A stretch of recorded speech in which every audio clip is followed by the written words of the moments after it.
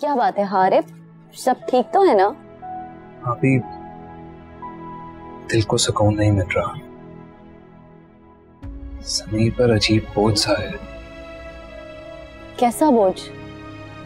वो ये कि भाभी मैं अपनी जात से किसी को खुश नहीं रख सका। ना अपने माँ बाप को और ना ही अंबर को। ईमान का तो तुमने नाम ही नहीं लिया, जिसके साथ तुमने सबसे बड़ी ज्यादती की। तुमने कभी महसूस किया कि उसको छोड़ने के बाद तुम्हारी जिंदगी में, बल्कि हम सबकी जिंदगी में कुछ ठीक नहीं हो रहा? वो तुम्हारे बच्चे की माँ बनने वाली थी हारिब।